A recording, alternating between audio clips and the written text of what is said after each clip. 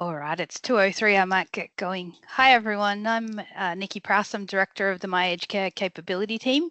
You'd be used to seeing Bridget Carrick in this role, but if you attended our last LEN webinar, you'd know Bridget has left this department and she's still doing great things in the public service, just not in aged care anymore.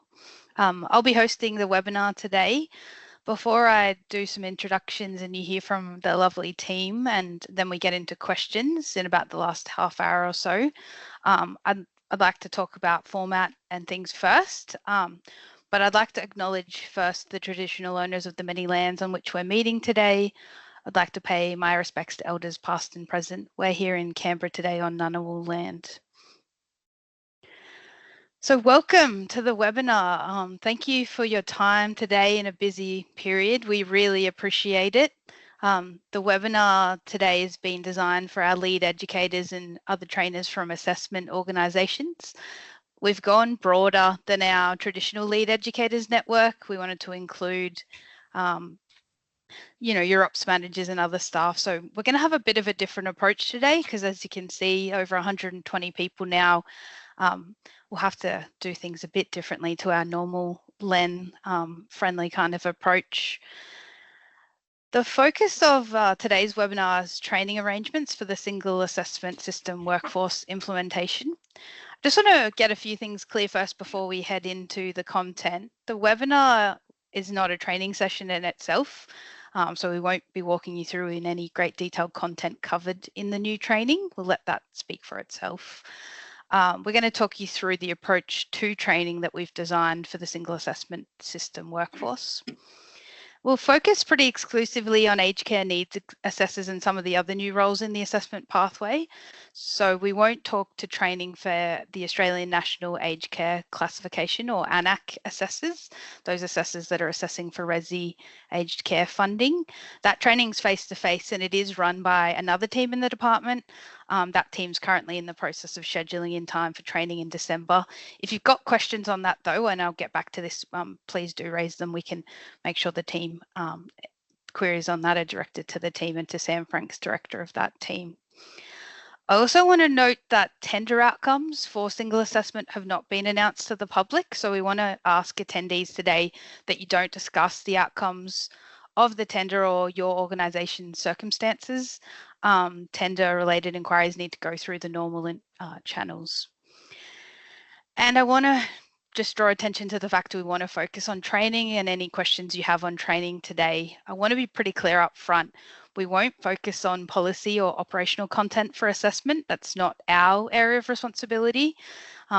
I apologise in advance if that's what you're looking for on this call. We can take questions that we can ask policy and program teams to respond to. I know they're looking at, their own FAQ doc and webinar in the coming weeks. So just reiterating, our team's focusing on content and questions around training arrangements. And in later slides, we'll go through some contact details for those broader policy, tender, or ANAC kind of questions. All right, I'll get on to the next slide of our introducing our speakers today. So you'll be hearing from the lovely MAC capability team, some quick intros. You'll hear from me, Nikki Prowse, in a chairing hosting role today. Carla, our learning design lead, will talk to new training on MAC learning. Catherine, our learning strategy lead, will talk to training pathways that we have in place for assessors and the newer roles, and also an update on our strategy and for new people joining us, what that strategy is.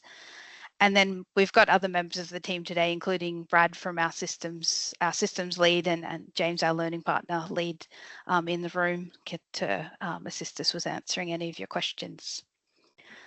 So getting into arrangements and why things are a bit different today and how they'll work. We'll be recording today. So if you want to turn your camera off, you don't want to be in the recording, please feel free to do that. We're recording so that we can share it with those who are unable to join us today. There's been a bit of interest in the content for this webinar, so we want to be able to film it and then get it up on our department's website soon so that people can run back through if you've missed anything. We also plan to share the slides you're seeing. I know the content so far hasn't been riveting, but we'll share the slides. We're going to update our fact sheets and we'll do some Q&As and the webinar will be transcripted. Like I said earlier, this is a more formal webinar than our Lead Educator Network attendees are used to. You'll be used to that more free-flowing sort of conversation. We need to treat this as a formal webinar, as I said, due to the attendees and because we're filming today. What you'll find is we've muted everyone in this webinar and the chat is switched off. We'll have a separate website, which is called Poll EV. There's a link that we'll share for your questions, and I'll explain how to use this in a moment. Please use the hand raise put your hand up if you have any issues hearing speakers or any other technical issues, and the team can see what they can do to help you out. And just a reminder, this is not the forum to raise tender outcomes, and we really can't speak to those publicly yet. So if we head over to the Poll EV slide, this is just about the last one on the arrangements for today, and then we can get into the content. So the way we've set up for this webinar for questions to be asked is you can get into this website at what we call Poll EV. I think it's Poll Everywhere is what it stands for. A bit of a long website to type in. So there's a QR code if you want to quickly grab that on your phone.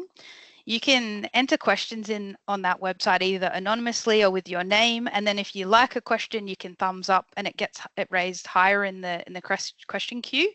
So you can use this through the presentation, and then when we get to the Q&A session, we have at least half an hour at the end of this. We'll go through those questions and we'll start with the ones that have been upvoted the most. And no, we won't rig it. We're not going to get in and vote on it. So we ask that you get in and, you know, rather than repeat ones, emphasize those ones that you really want answered. We'll be moderating content in there. So if it's not friendly or, you know, anything personal or tender outcomes, we'll be taking those out. And we'll remind you of the Poll EV link at the end of each speaker's presentation. So I'll go through myself, Carla, and Catherine in the team, and at the end of each segment, we'll stop just to remind you of the Poll EV. We won't stop for questions at the end of each part of the presentation, just in the interest of time. We want to keep that good chunk at the end of this session for questions. And, you know, if we do questions at the end of each section, we may go quite over time. So just quickly talking you through the agenda for today. So formality is nearly over. Here's what we plan to cover. So I'm nearly through the introduction. We then have 15 minutes on new training, 15 minutes on training pathways, about 15 minutes on a strategy update. That's the document that underpins our approach to training. And then we'll have at least 30 minutes in a Q&A session. And finally, in the wrap up, we'll talk to things like what we'll send out after this session and a future LEN meeting. Just quickly, last one, just about from me, the outcomes that we're looking from today. We're a training team, so we can't help ourselves but put these sorts of things in place. The things we're hoping for you to take away from today is understanding the training arrangements we've put in place for the single assessment workforce, some awareness of job position changes and how training's been mapped to those positions, and some familiarity with our strategy. All right, moving into the second agenda item now that's done. Look, we're moving towards what's really the second phase of implementation of the single assessment system. The first phase was IAT, and from what I can tell, we've worked really well together on that. As we move to the single assessment system workforce, there's some changes to policy and to roles in the assessment process. And the documents underpinning our work reflects those changes. You'll be seeing things in the new assessment manual and statement of requirement, etc. So as a training team, we've worked first to map what those policy changes mean for the existing workforce. So looking at training needs, and then we've tailored our training accordingly. And Carla will talk to this. So I'd like to welcome Carla to talk through the training that we've released. Thank you, Nikki. So hello, everybody.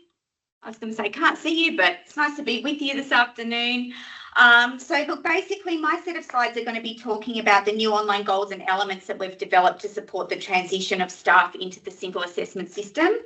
We do know that there are a few new peeps on the call. So just so you know, for a bit of terminology's sake, when I talk about elements, I'm basically talking about like an online module that you would modules, probably a term that you're more familiar with, but we call them elements within this scope of learning. And when I talk about a goal, I'm talking about the little house, I guess you could say, within Mac Learning for where all this content is housed. So just so you know, when you're following along, what that terminology means. I should note that the learning material went live in our LMS last Wednesday. So there are some of you on the call that may have already gotten in and had a look and completed it. So well done if you have. If you haven't, though, don't stress. Plenty of time, and hopefully the information that we provide for you this afternoon will just give you a bit of intel with regards to what you're getting yourself into when you do log into Mac Learning and you start to have a look at that training and your staff start to undertake the learning. So moving on to the next slide. So the best way to probably explain it is that we've developed training for everybody as far as transition training goes, to bring everyone along on the journey of changes with regards to what's happening within the single assessment system. And then we also have our business as usual induction training approach for new staff who are entering the workforce as well. And so the first cohort of learners we're going to be talking about are existing experienced staff. So this is training for staff that you're already in the system of conducting assessment, and you're already in Mac Learning ready to rock and roll, and you know the lay of the land, so to speak. So for experienced assessors, team leaders and workplace trainers, there will be a requirement to complete the single assessment system transition learning goal.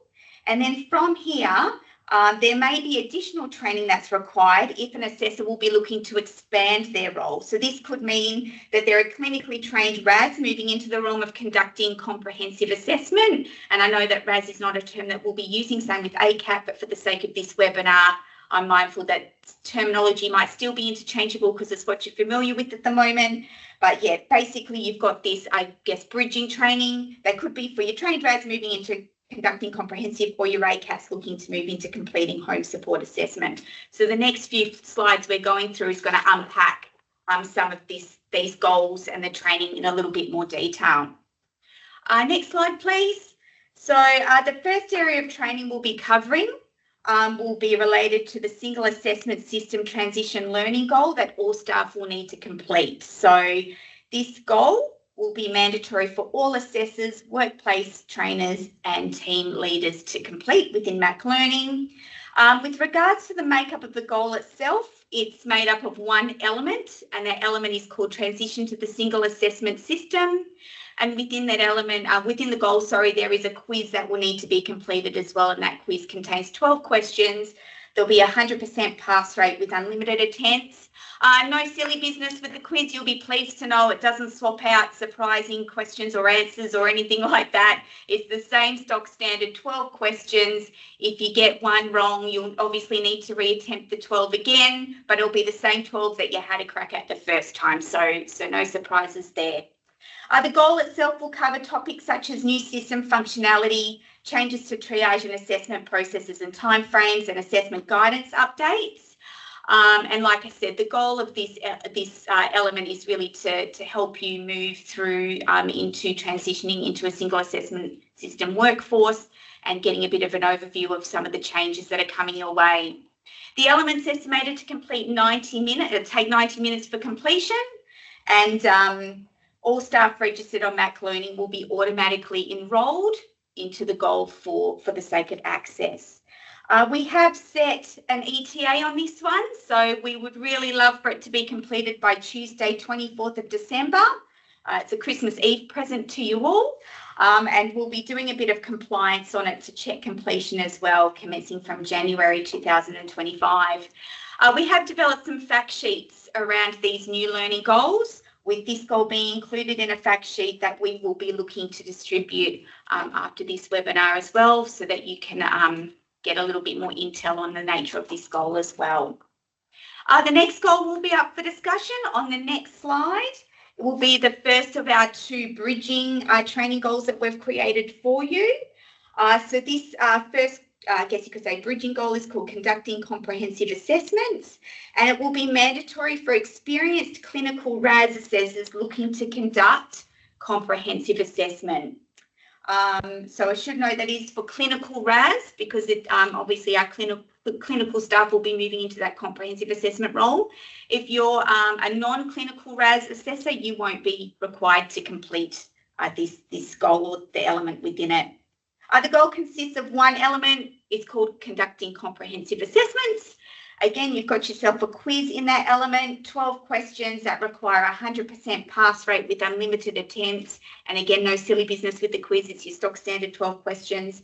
There are 2 appraisal activities attached to this goal as well that we do need to flag for those that are completing it. And they are modelled very similarly to our existing AA 3 and 4. So any assessors that are completing this goal, we will require them to develop and submit a support plan that has been developed from a comprehensive assessment that contains a recommendation for ACT-based care type, and it needs to be approved by an assessment delegate, which is the new terminology for ACAT delegate as we move into single assessment. So just a quick change in terminology there to note, as well as competency sign-off by a manager as well. So, you know, obviously those appraisal pieces need to be completed in addition to the quiz and the element for whole completion within that goal. The goal will cover key differences between home support and comprehensive assessments, ACT-based care types and delegation processes. We have flagged an estimated timeframe for 90 minutes for completion. However, I would like to caveat that. So this element works a little bit differently in the fact that within Mac Learning, we already have a lot of information that will guide an assessor through how to conduct either a home support or a comprehensive assessment. So instead of putting all that information into this element, we do a lot of call outs to other elements within Mac Learning that we encourage assessors who are doing this pathway to complete. There are actually 9 elements we call out in total within this element here. So we will encourage assessors to go out and look at these other elements for the sake of maybe updating any knowledge gaps that they might have or refamiliarising themselves with content. So to give you an example, within this element, we talk about clinical areas of the IAT and clinical validated assessment tools that need to be completed as part of a comprehensive assessment. That might be information that as these assessors were possibly reading through the validated assessment tool element, they might have skipped over that bit because they've gone, you know, not part of my role as a RAS, but now it will be. So it might mean that they may need to go back into that validated assessment tool element to have a look at that information. So the 90 minutes is a caveat for the completion of this element, but the learning journey for an assessor may take a bit longer than that, depending on the elements they need to tap into to feel comfortable enough in, I guess, getting the quiz done, knowing how to do a support plan and going out and conducting a comprehensive assessment. So just be mindful of that as we're completing this element as well. As far as enrolment into the element, there is a nomination process, and so we will need assessment organisations to nominate eligible staff for completion at the Mac Learning Help at health.gov.au email address. And that is the reason for that is because we do have some criteria that needs to be fulfilled for us to be able to enrol people into this element. Obviously, the fact that they need to be clinically qualified. We do have information in the fact sheet that we've developed, though, again, that will shoot out after this webinar to advise you on how to go around that process. And again, we've popped another ETA with regards to completion of this element being Monday, 31st of March, 2025. So it is, I guess you could say, time limited training. It's not going to be available forever. So we would really appreciate for assessors to get in there, will be nominated first, get in there and complete the training by that 31st of March deadline. Moving on to the next learning goal, and this learning goal is called conducting home support assessments. And it is an optional goal for experienced ACAT assessors who will undertake home support assessment. So it's important to flag that it's not a compulsory requirement. It is optional for ACAT assessors who are looking to undertake home support assessment if they would like to, I guess, refresh themselves in some of the processes of doing that, noting that the only real key difference is that wellness and reablement approach, which you will see when it comes to the topics being covered within this element, it weighs very heavily on. But it is there for information if it's so needed.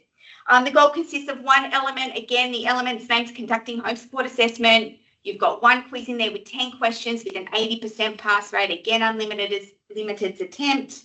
The goal covers topics such as key differences, again, between home support and comprehensive assessment, wellness and reablement approaches, linking support and reablement recommendations in the support plan. So just those key differences that you'll encounter.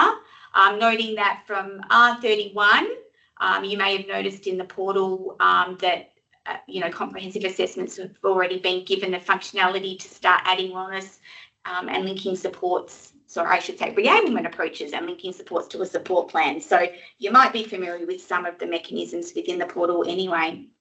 The element, again, estimated to take 90 minutes for completion, noting that we do call out other elements. There's only 3 elements that we call out in this one that may be tapped into to assessors completing this element, but noting that it might take a little bit longer than the 90 minutes if assessors choose to engage within those other elements. I should also note both of the transition elements also contain the scenarios that we developed for the IAT, and you've received logins for the training environment too. So just keep that into time frame considerations when your staff are engaging with these elements. They might like to log in to the training environment to have a bit of a practice run. So that can all take a little bit of additional time in completing these learning goals. An ETA for completion, again, we've got the same ETA, 31st of March. If it could be completed within, Mac Learning, that would be great. And again, we've got a fact sheet on this goal, which covers how learners can self-enroll in the training, which again, as I said, we'll get out to you after this webinar.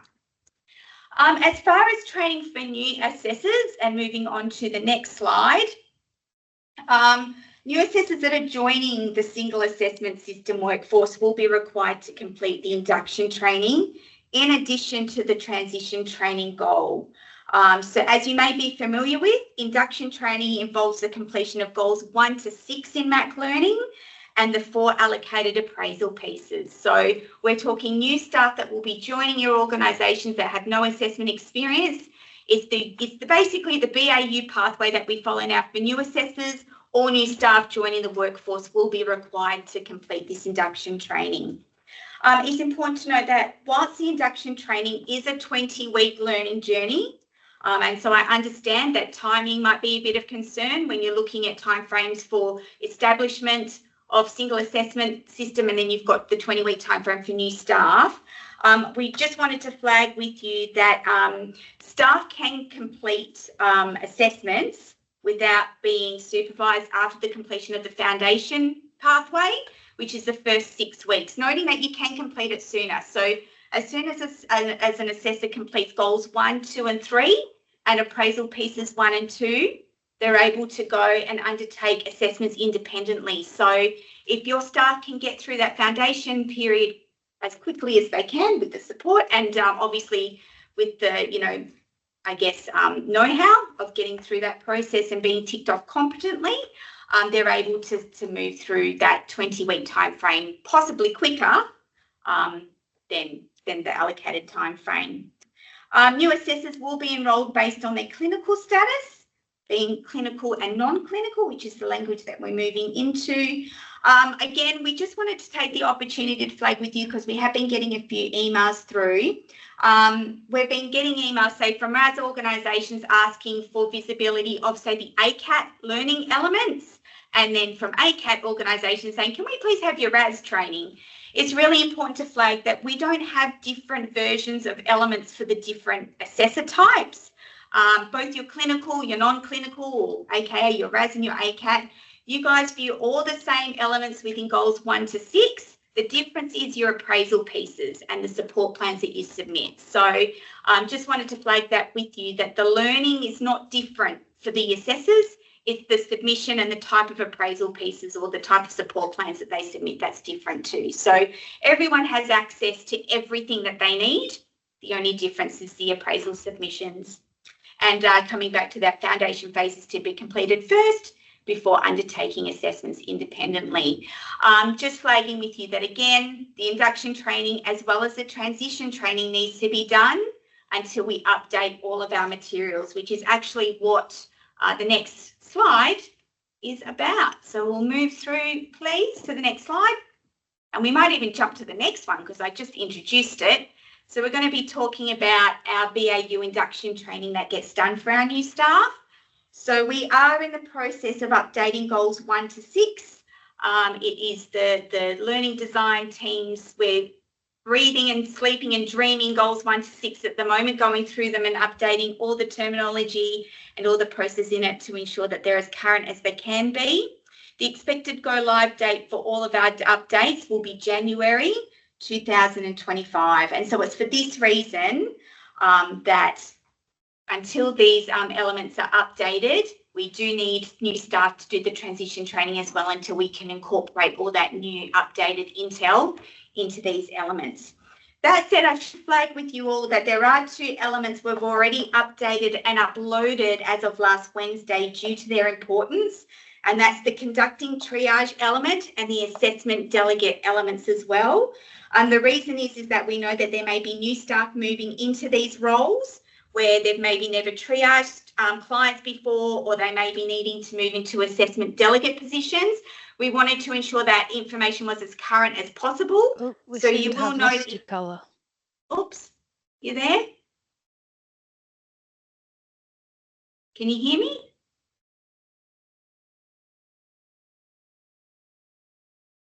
Yep, I can hear you guys. I can hear you guys. Okay, excellent. Thank you, guys. Excellent. So yeah, as I was saying, we've updated those 2 elements. So you'll notice that goal 3 will have an updated conducting triage element. And if you go into that, if you've been assigned the assessment delegate goal, you'll also notice that element has been updated to reflect new terminology and a little bit of new content for you as well. But yeah, like I said, we will notify you once we've updated all of our BAU training so that you know when your new staff are no longer needed to do that transition goal and everything is as current as it can be. Next slide, please. So this is just a reminder again, if you have any questions about that information that I've just provided about training goals and elements, please pop them into the whole EV question chat, and thumbs up changes the priority, bumps them to the top, and we'll get to them when we get to the Q&A. So hopefully you found that helpful. Thank you for your time. Back to you, Nikki. Thanks, Carla. And I can see people are already using the PolyV, so that's excellent. The first question in there we had was around this PowerPoint, so we'll share this after this PowerPoint after this session. We're also keen to get it up on our website, so we'll let you know when that's complete. Just on Carla's training and completion so far, we've had about 216 learners get in and do the transition goal and complete the quiz, and about 10 doing the conducting home support assessment. We haven't had any finish the conducting comprehensive assessment one yet, and I'll explain why when we get to the questions I can see in there around comprehensive assessments and assessment delegates. I'll head now over to getting Catherine to talk about training pathways for job positions. Just a bit of an intro to this. Once we mapped out the training needs, we've mapped out how we could support staff across your organisation that have new or varied roles in the assessment pathway. For needs assessors, our bridging training should cover what's different. Our induction training always supports new assessors, but for team leaders and workplace trainers, we've not had training requirements for you before. And we also have some new qualification requirements to manage for these positions. So in matching training against the new or changing job positions, we've worked to balance the risks and the need for a quick transition for this reform, noting that this is the second phase in the single assessment system implementation.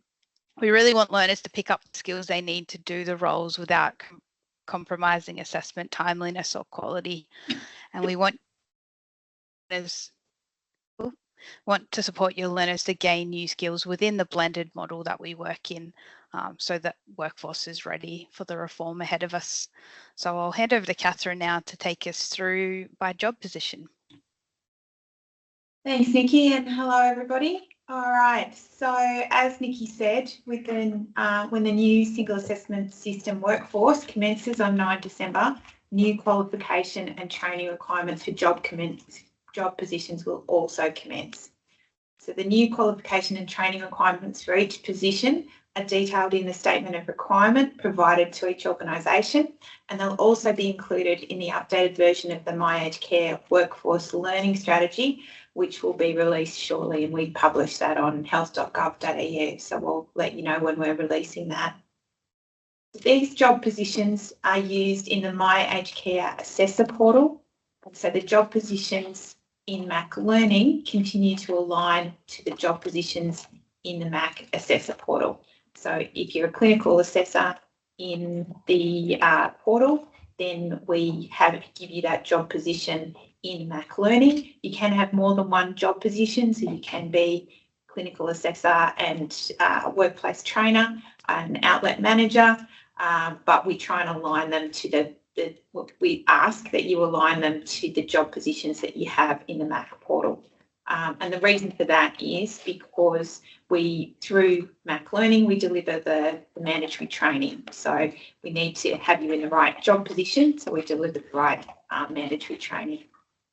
So in this section, we'll be focusing on 4 job positions. So that is clinical assessor, so the old ACAT, non-clinical assessor, so the old RAS, team leader, and workplace trainer.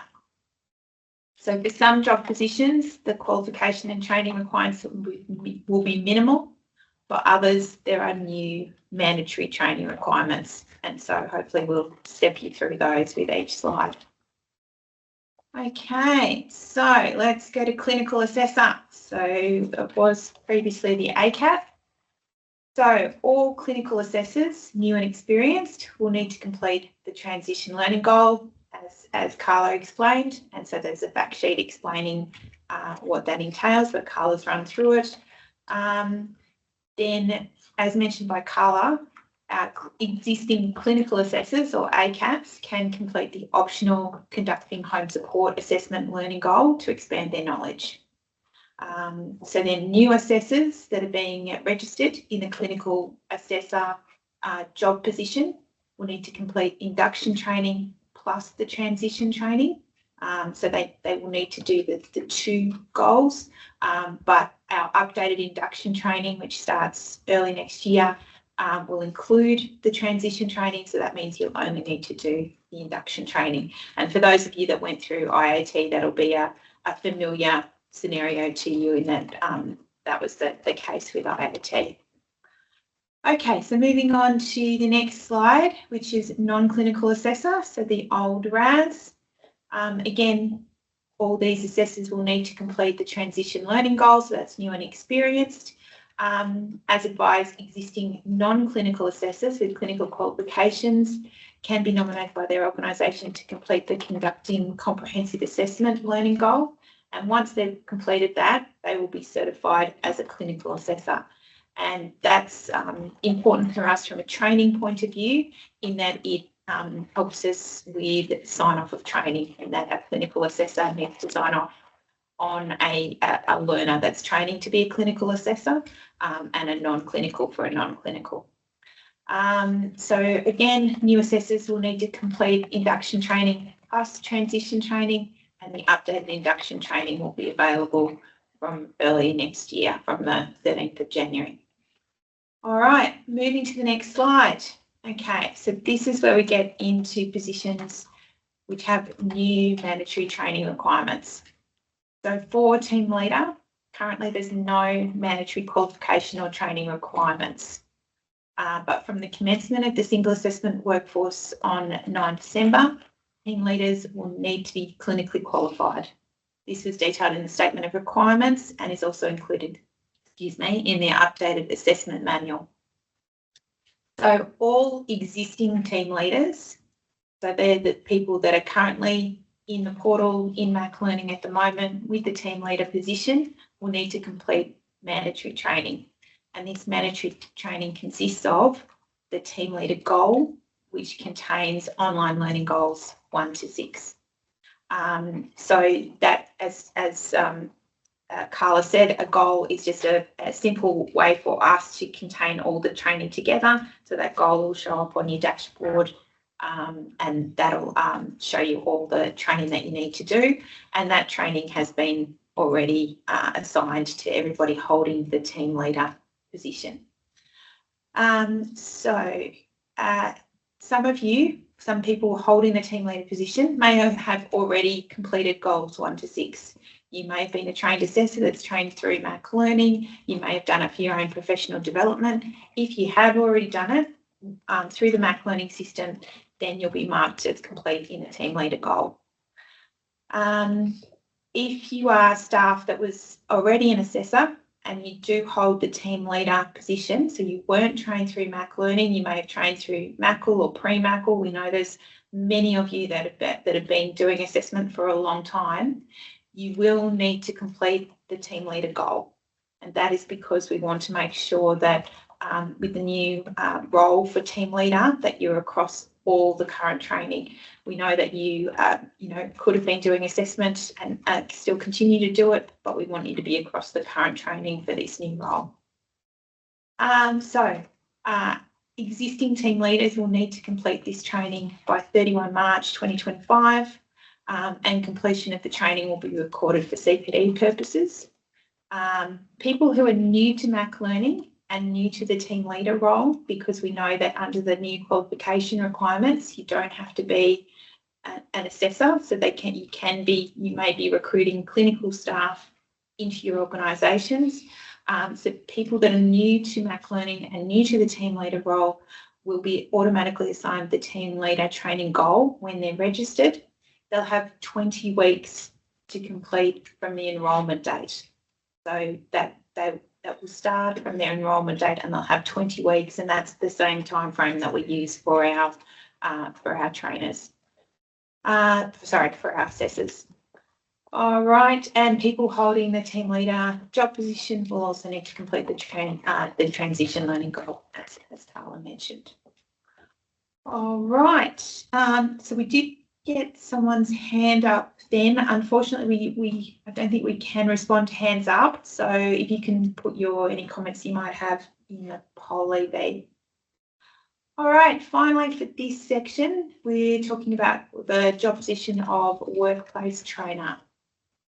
Again, there are currently no mandatory qualification or training requirements for workplace trainer, but from the commencement of the single assessment workforce on 9 December, workforce trainers will need specific qualifications.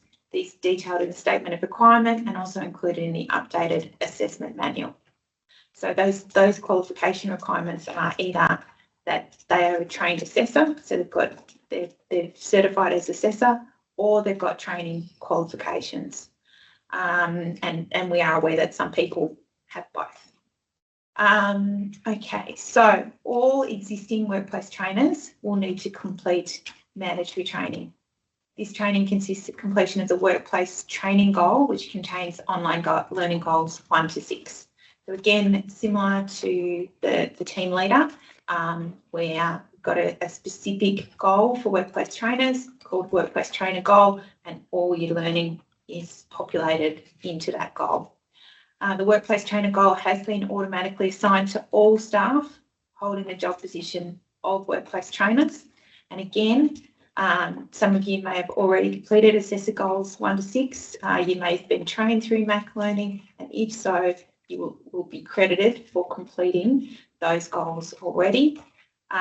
If you trained prior to Mac Learning, though, again, it's the same as team leader. If you trained pre-MACL or MACL, you will have to complete the workplace trainer goal, which includes the assessor goals 1 to 6.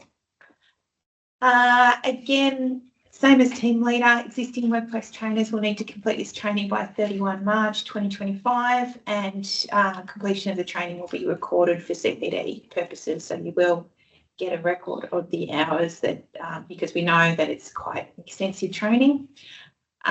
People who are new to Mac Learning and new to the workplace training role will automatically be assigned to the goal, and again, they will have 20 weeks to complete this training. So we're trying to keep all the timeframes and the dates as standardised as possible. And finally, people holding the workplace trainer job position must also complete the transition learning goal, as Carla mentioned. All right, so that finishes the section on just running through the training pathways.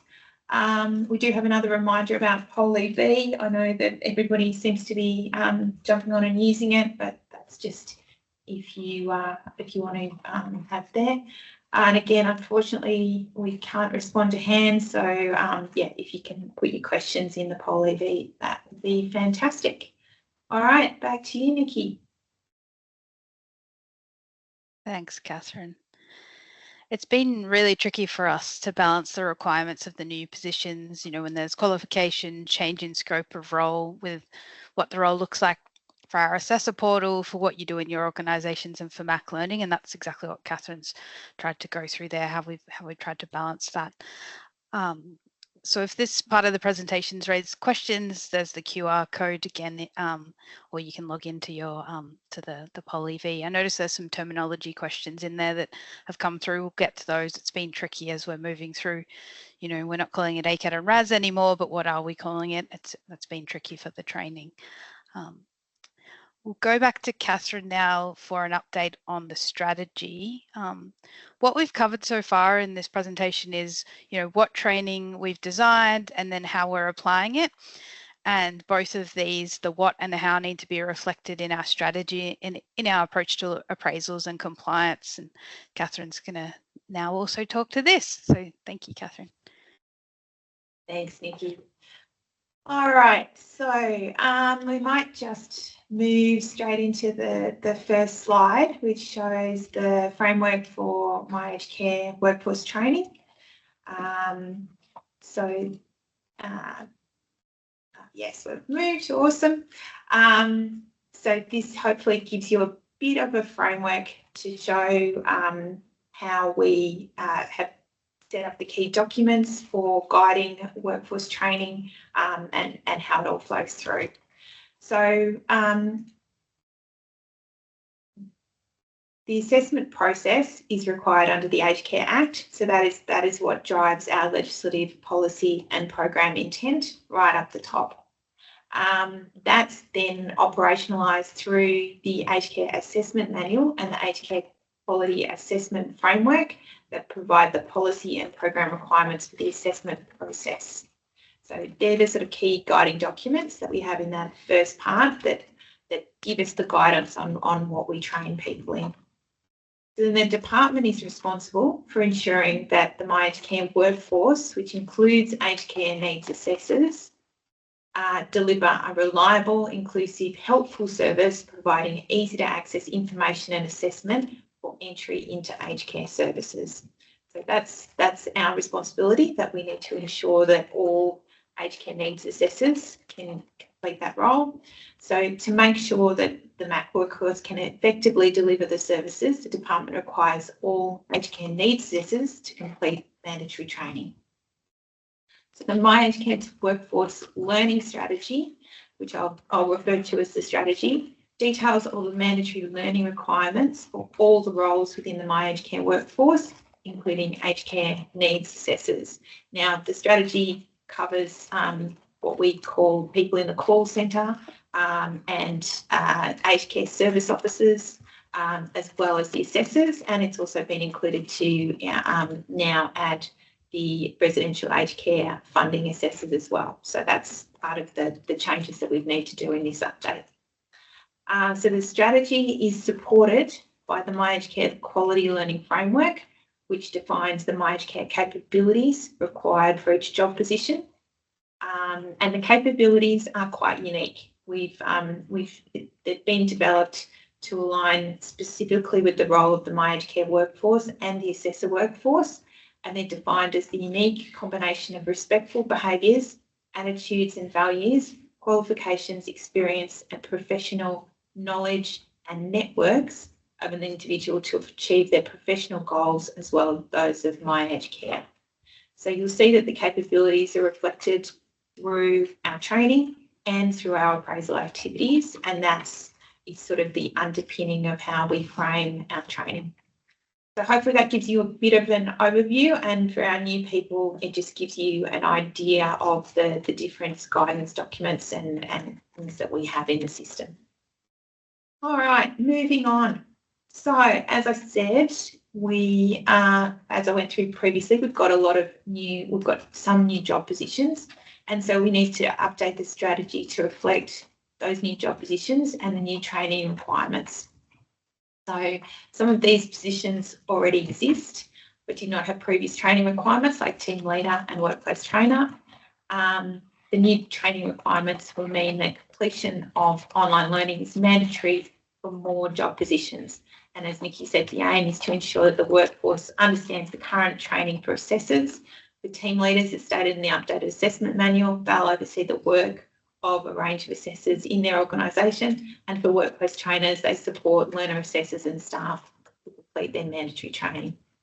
So on this slide, you'll see the other two new job positions, triage delegate and non-clinical assessment delegate. And so the training requirements for those positions are still being developed, and so they'll be provided in more detail in the future. But that's just setting out the existing and new positions that we're covering off in the strategy. All right, so moving on to the next slide then, we just wanted to give a bit of a refresher on the blended learning model, which is how we deliver training for the MAC workforce. So the blended learning model shows that there are many different roles for training, and so this steps out the different roles for the department and the organisation, and then how they come together in the blended approach. So for the department, as we said, we set the learning strategy and the capability required, and that goes to setting the online learning and the appraisal activities. We manage the online training and the training system through MAC Learning, and we validate the training outcomes through the appraisal activities and reviews. The other partner in this, of course, is the organisation, who support learners through their learning journey. They provide the organisational training because we don't offer the full range of training that assessors need. They still need to be inducted through their organisation. They make sure that their assessors can get access to the assessor portal and the app and train them in the use of those, and they provide on-the-job mentoring and support because we know that the learning continues all the way through, whether you're a new assessor or an existing assessor. And so this is blended into this is merged into the blended learning approach, which is the combination of online training, on-the-job training, appraisal activities, and then ongoing learning through user guides and program manuals. The blended learning model will not change with the strategy update, and assessment organisations will continue to remain accountable for ensuring their learners achieve the capabilities required and complete the required training. All right, moving on to the next slide. So again, as in the blended learning model, the workplace trainer is a critical part in training assessors and supporting them as they continue on with their work. So this slide just summarises the key responsibilities of workplace trainers. So basically ensuring that they complete their mandatory training and appraisal activities, develop and deliver organisational training, support learners with onboarding for the assessor portal and app, support learners with on-the-job shadowing and mentoring, ensure learners complete other reform, release or refresher training on MAC Learning, and ensure learners meet the capabilities required from their learning journey. There are no changes to these responsibilities in the strategy update, but we are aware that with all the reform coming through, that there is a significant workload for trainers and organisations, and so that's where we want to work to support trainers and organisations. All right, so that naturally flows to appraisal activities and how the new job positions have changed how appraisal activities operate. So appraisal activities are signed off by workplace staff, So they can either be experienced assessors, workplace trainers, or outlet or operations managers.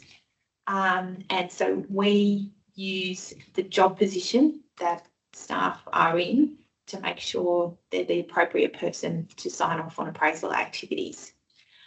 Previously, we had a lot of different job roles that could be used, that were being defined as being able to sign off on specific appraisal activities, and that reflected the different structures of organisations. So we have government and non-government organisations with a whole range of different structures in them. Now, with the single assessment system and that we're standardising job positions, what we want to do is bring this back to a simple model of relying on the job position that you have in Mac Learning. So that's where this diagram shows the job positions that we'll be able to sign off on appraisal activities from the commencement of the single assessment system workforce. So for appraisal activity 2, you can be a workplace trainer or an experienced assessor. The difference here is that for clinical assessors, we need them to be signed off by a clinical assessor, but for a non-clinical assessor that's learning, they can be signed off by either clinical or non-clinical assessor. And that's replicated through for appraisal activity 3, in that clinical assessors need to be signed off by experienced clinical assessors, but for non-clinical learners, they can be signed off by either a clinical or non-clinical assessor. Then for appraisal activity 4, it's really just the manager job position that can sign off on the appraisal activity 4, and that's a reflection of what we're trying to do with appraisal activity 4, which is ensure that the organisation, a manager in the organisation, has reviewed that learner and is confident that they've achieved all the capabilities and skills to do the job. Okay. So the only other thing, I guess, so just moving on then to this slide, this just refreshes, as we said in the last slide, just gives you some definition about each of those job roles. Experienced assessors we're looking at has been trained for 12 months. So they could have been trained through Mac Learning 12 months ago. There may have been an existing assessor and they were registered on the system. So we'll be looking just to check that experienced assessor that's signing off on appraisal activities has been trained for 12 months. All right, that was the end of my summary. So again, we'll just remind you all about Pol EV. I can see that you've continuing to use that. So I'll throw back to you, Nikki. Thanks, Catherine. And as Catherine said, we're looking to publish the revised strategy release pretty soon in the next week or so. I just have to say I haven't seen a Pol EV do that before. So thank you all for alerting us as you reliably did and have come over to the chat now. So please continue to put your questions in the chat, and you can apply the same thing. You know, if you put lots of thumbs up on different questions, that'll help me work out which ones to answer first. We'll now move on to the Q&A, and the way I'm going to manage this, I'll start with the upvoted Pol EV questions, as we said, and then we'll start moving through the chat. And then what I'm planning to do is at least keep the last 5 minutes of the session for wrap up and next steps. So let's head over to Q&A. Just want to raise, we'll be responding to training related questions only. So I'll let you know ones that we've identified as policy issues that we'll be raising with the policy and program team in assessment branch. We're also happy to forward on any questions you have related to policy or the tender, so please continue to put those in chat or send them to our inboxes. We can share them to our colleagues. All right, just going to pause here for a moment while we switch over to sharing the questions and open up Pol EV. So the first one we had here, or the highest voted one, was the considerable shutdowns in Mac learning over the next months and whether this has been considered. Look, it really has. The team had initially pitched to me a longer shutdown for Mac learning, which really didn't work for the timing of the single assessment system workforce go live being, 9 December and quite a bit that your organizations need to get through in December. We have a planned shutdown, just one from the 6th to the 10th of January. That outage window is really needed for us to update the existing induction training to include the single assessment system workforce establishment changes. We really want you to be aware of what's happening, because as we update things, if you're in elements, you can lose progress on those elements.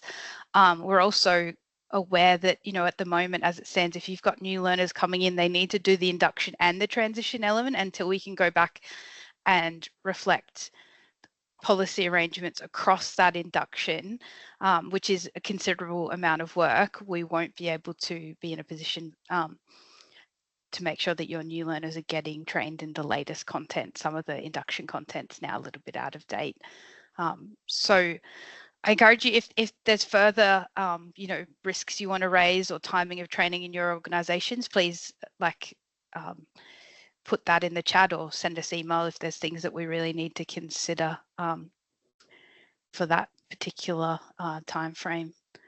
The next one goes to enrolled nurses not being considered for the triage role and that they are capable of deciding whether an assessment should be clinical or not. That one, I'm afraid I can't answer. That's a policy related question. We'll definitely be passing that on to the team.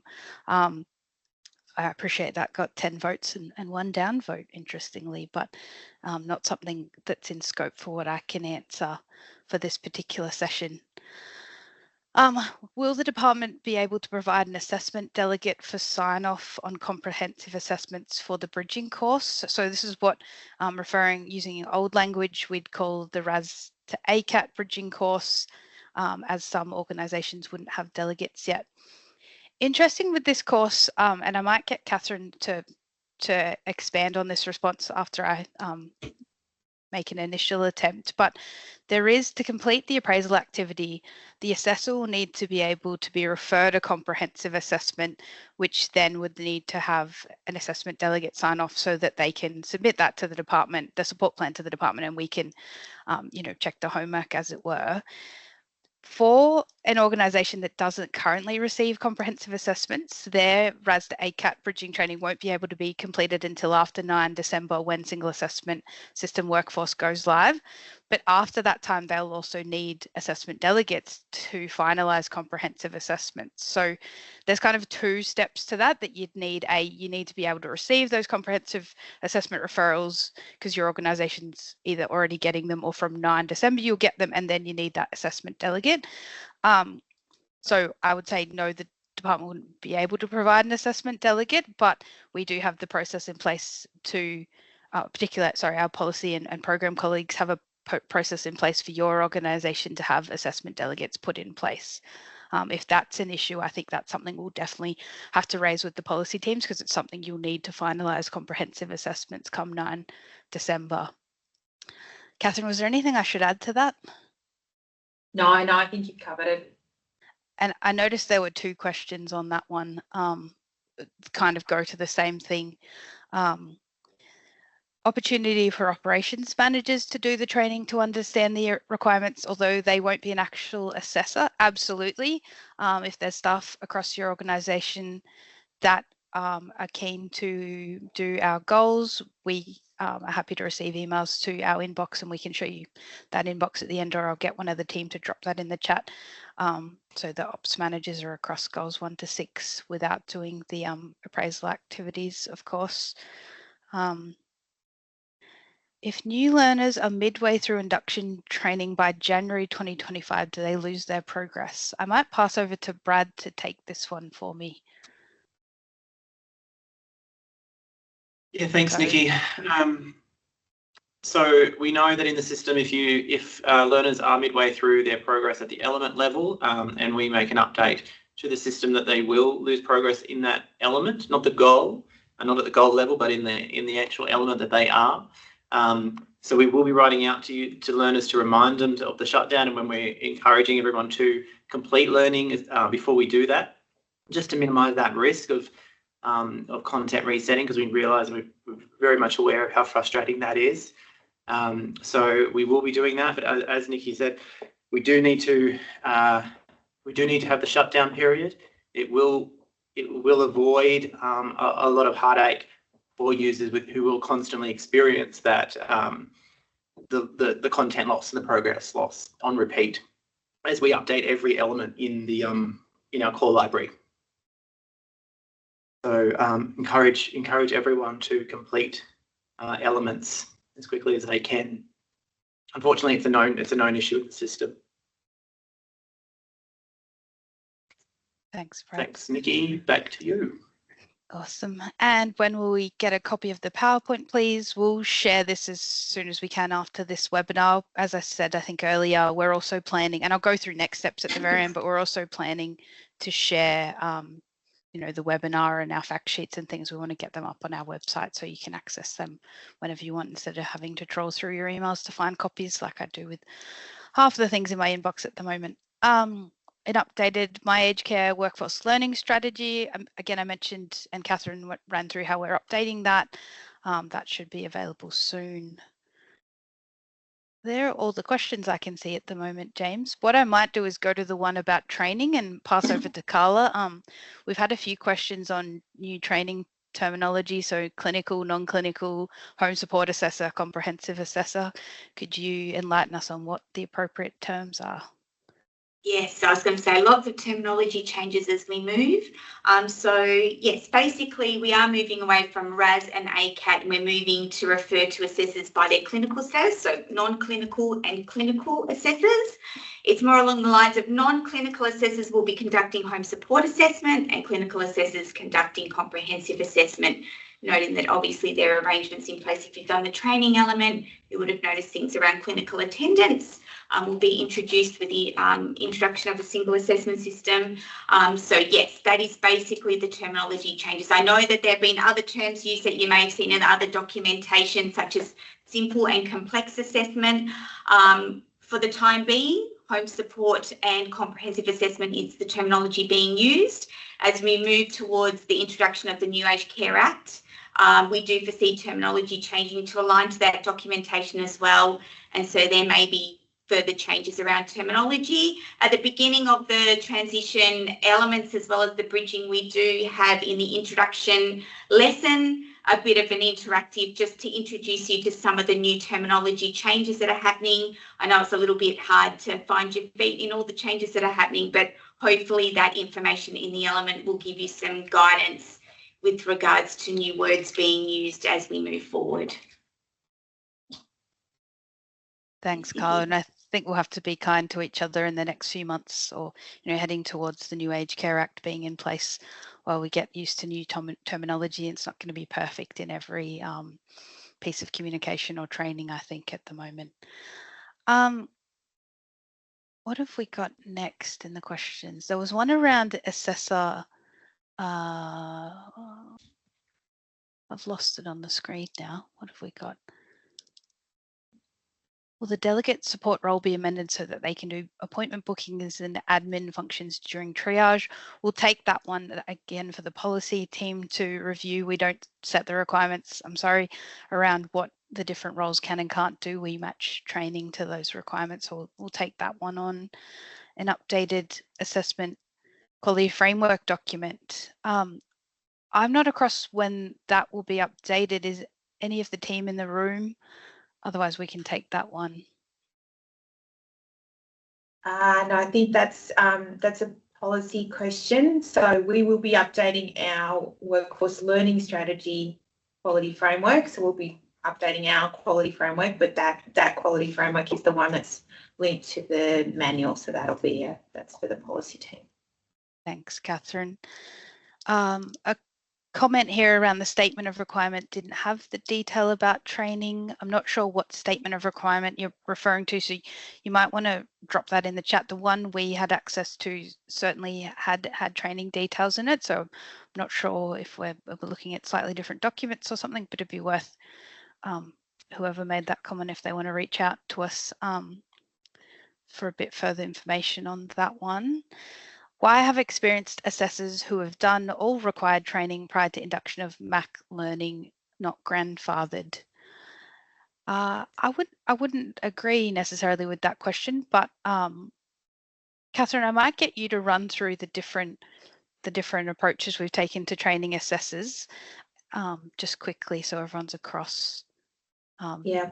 So I guess for experienced assessors, they're going to just transfer straight across from RAS, become non-clinical, ACAT, become clinical. They still need to do the transition training, which we've done. So previously it was IAT transition training, and now we're doing single assessment transition training. The tricky bit comes when an experienced assessor has more than one job position, like when they've got team leader attached, or when we've got workplace trainer attached, and we know that's very common given how the portal works and the functions that you need to have in the portal. So we know that, you know, team leader has different functions in the portal to what the assessor does. So when they've got the two job positions, that's when the new training requirements apply. So that's when, if you've got the team leader job position or you've got the workplace trainer job position, then you will need to do the Mac Learning online goals 1 to 6. Now, we do appreciate that, you know, you are experienced assessors, you've been doing the job. We absolutely recognise that and value that. What we're trying to do here is make sure that everybody is on the same baseline in having the same base knowledge, so that you've done our new training, and that's linked to your role as a team leader of supervising other staff, or as a workplace trainer of training other staff. We've done a lot of changes to training over the last 18 months. Carla continues and continues to update training. And while, you know, you have the practical skills to do the assessment, there's really important information in that training that we want everybody to be across. So that's why we put in that training requirement to do the online training. Thanks, Catherine. And I appreciate, you know, some experienced assessors may also have the team leader role. If they've done goals 1 to 6 in Mac Learning, they'll be marked as complete. You know, even though they've been assigned goals 1 to 6 through this, we do take recognition of that learning. If you've completed it as assessor in Mac Learning, you'll be marked as complete on the team leader side of things. And that might be why that question was asked. And then the last one we had in Poly V, he was around accessing Mac Learning through another program, and is it possible to have induction training added to your profile? Yes, it is, and please reach out to the team. Again, we'll put the inbox up in one of the last slides, or maybe one of the team can drop that in the chat. I'll move across now to the questions that have been asked in the chat, and again, really appreciate you all jumping on board with the Poly V, and then that didn't quite work for us, and moving into the chat. That's awesome perseverance with us today. So the first one we had here was, how long does the training take for team leaders and workplace trainers? There's lots of training for those of us who do both and have been doing both for a long time. I might ask Carla or Catherine to talk to the length of training in goals 1 to 6. 20 weeks is the full scope, noting that the first, obviously the first 3 elements and the first 2 appraisal pieces can be done within 4 to 6 weeks. Yeah. So, you know, that is our allocated time frame. How quickly you choose to get through it, however, is completely up to yourselves and your organisations and how you support assessors through that process.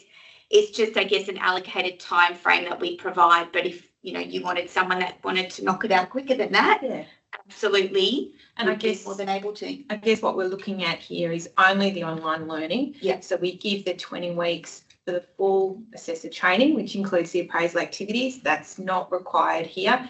It's just the goals 1 to 6 in the online learning, and we estimate that's approximately 38 hours of online learning. Yeah. Now, it's not insignificant. Like, that's a full working week. That's a lot of learning, but it's also can be done over time. So that's why we've given you until the end of March to do it, so that you can hopefully chip away at it. Yeah.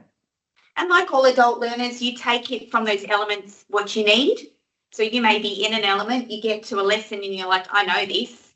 There's nothing stopping you from scrolling to the end and moving into the next lesson. So, you know, you can navigate it the way that you wish. It's certainly, you know, we're not requiring people to be sitting there for the full scope of hours if they're able to get through it quicker and just touch base with the areas that they need. You will need to obviously engage with all of the elements to complete the goals, but you know, an element might be allocated a 2-hour time frame, for example, in goal 3, but you may be able to get through it sooner because you have a lot of pre-existing information and knowledge in your mind that you don't need to engage with every single word within that element as well.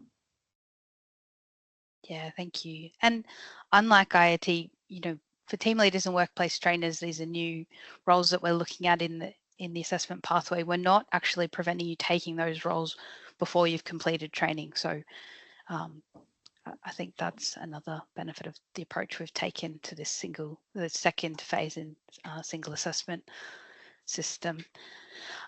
We've got a question here around covering triage training elements in this webinar. What we have done at the moment is in our fact sheet, we explain how the triage role in the portal is completed under the team leader kind of hat at the moment, at least until I think February next year. So we haven't pulled out specific triage delegate training in this round of training. It's something we'll look to do when we head towards having a new Aged Care Act and that triage delegate is formalised. We'll also have to update assessment delegate training at that time. So that's something we'll look to be doing next year, heading into, you know, assuming a 1 July 2025 start date for that new act. There's a question in here around what is the process of providing evidence in training requirements? Is it just the learning transcripts in Mac Learning that provide the evidence to the department? I'm not sure who put that question in, but if we could get some further advice on what you mean. I'm not sure about providing evidence to the department. The evidence we look for is generally in that appraisal process, not in evidence of learning. We don't have any RPL in this training program. And I mean, if I can jump in there, Nikki, it's the Mac Learning system provides the record of everybody's training. So all the training's on there, so you can download the transcript at any time. And we do give certificates for certain courses. So we give a certificate for clinical assessor, non-clinical assessor.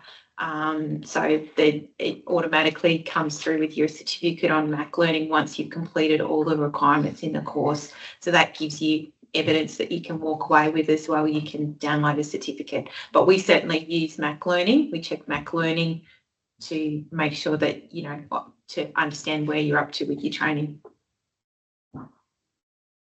Thanks, Catherine. There's a question in here, is the material on the workplace trainer and team leader goals essentially the same? Yes, it is, and the same as for assessors. We've replicated our content across, you know, all of those staff that are working in that assessment pathway. Now there's just more roles that we're catering for. When is the role of non-clinical assessment delegate expected to be introduced? I believe that's with the new Aged Care Act. Is that correct, Catherine? I'm just checking. Or it might be something we need to confirm. Yeah, that's my understanding. Yeah, with the Act. We can confirm that in the FAQs, but yeah, with the Act. With the team leader role being changed to clinical and the impact this will have on existing team admin processes, has any thought been given to expand other roles to replace this? This is actually a question in various forms we've had in our inbox. It's actually a policy question. We'll pass on to the policy team for review about how they're managing the team leader role and you know, admin processes and the balance in that. So unfortunately, I can't answer that one. Sorry, I'm scrolling through this list now. So in ETA on delegate training, so early, at least April next year, or potentially, is that around when we're looking at delegate training, Carla? I'm giving advice ahead of out of school here, but yeah, look, as soon as we can get more information on what that might look like, we'll certainly, obviously the goal with training is always to get it out as early as possible. noting that there is still a lot of moving parts to nailing some of that. So once we can develop that training, we'll get it as soon as we can to you, for sure.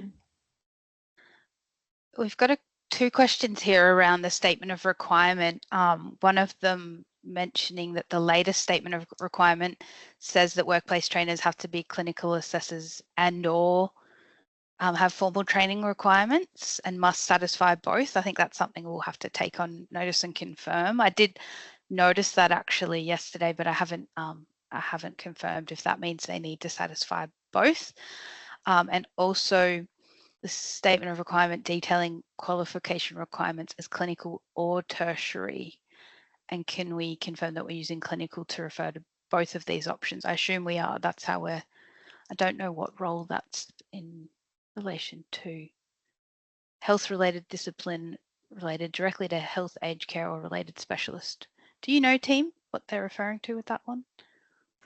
Yeah, so we need to go through the technical, like we need to go fit to the statement in the statement of requirements, but we've been using sort of the generic term of clinically qualified as being the catch-all. So we will recognise the letter of the statement of requirements, but we've been using the term clinically qualified just as a summary term. Thanks, Catherine. There's a question here, and I kind of started to touch on this earlier. If you're not currently in ACAT, so current RAS agencies who can sign off on the support plans for those that are doing the comprehensive training, the bridging training. So this goes to, needing assessment delegates and also those organisations receiving comprehensive assessments to complete that training. One thing that someone's raised in here is whether some agencies won't actually have that till July. Carla or Catherine, I'll get you to explain the approach we've taken for bridging training and how those clinical RAS staff could be operating before they get their appraisal activities complete. They can still assess clients. Yeah, so so this is the recognition that we've got that these are existing assessors that are used to doing the assessment process. What we're wanting to do is skill them up to be from a non-clinical assessor to a clinical assessor. Now, in that, the main crux of it is understanding the different services that you can refer to and recommend for, but also the delegation process. So while you are, completing your training, you can do those clinical assessments. The crux will be that you do need a delegate to sign them off. And so then I think that comes back to the previous discussion that we've had about in this conversation about needing to access delegates. So again, one I think for our policy colleagues.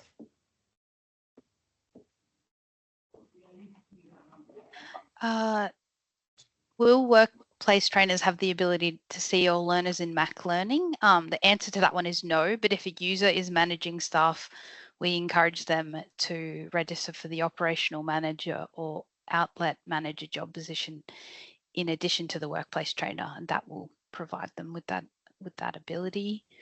Team, that's correct? Get some nods. That's correct, yep. You're right. Excellent. What extra training support will be available to new organisations entering the workforce to help them get in a position to be operational? We might take that one offline. We'll talk to the policy and program teams about what they're planning in that respect. I think that's a tricky one to answer with tender messaging that we've got around keeping things pretty tight today, but I'm not ignoring that one. What do we mean by outlet operations manager? We mean operational managers. What is the definition of experienced assessor? Is it a number of years, or do we determine? So for appraisal activities terms, we say 12 or more months as an assessor. So that's pretty much from your enrolment date. So if you've been enrolled it's 12 months after that. We can also see if you've been trained on Mac Learning, when you completed your Mac Learning training, and so we can count back from that. And of course, if you are on Mac Learning, if you've got existing certification, like you've got MACL, pre-MACL, Statement of Attainment, any of those qualifications, we recognise that you've been trained for more than 12 months. Can I also just jump in there? We did use the term experienced assessors when we were explaining the learning goals in Carla's agenda item. So that just refers to existing assessors in the workforce at the moment.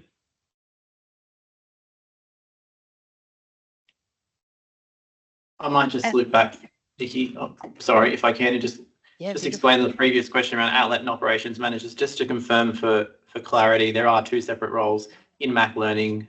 There is an outlets manager and there is an operations manager. So those two roles still exist and very much available through the registration process. Just a quick loop there. Thanks, Brad. And we had a question, do we need to provide a contact person from our organisation to support the registration process for Mac Learning Access? And we said yes, organisational managers are the contact person we use for registration. Is that what we mean, organisational or operational? Yeah, so we have written out to operational managers. That's our primary audience that we communicate with, who are responsible for updating their staff information to us and their Mac Learning account information. So we do have a list of operational managers, but we certainly welcome updated primary contacts from those organisations. So more than happy to accept those through Mac Learning Help at health.gov.au. All right, I think that's about all we've got in that we can answer at this point. I think I've noticed one more in the chat that I'm just looking at the very latest one around introducing training at the time of transition will introduce pressures for agency and staff, noting staff take leave in January. The proposed timeframe is short. Can a longer timeframe be allocated? Probably as the last one, Catherine, do you want to just quickly talk to timeframes that we've had in the fact sheets and that we've discussed allocating now?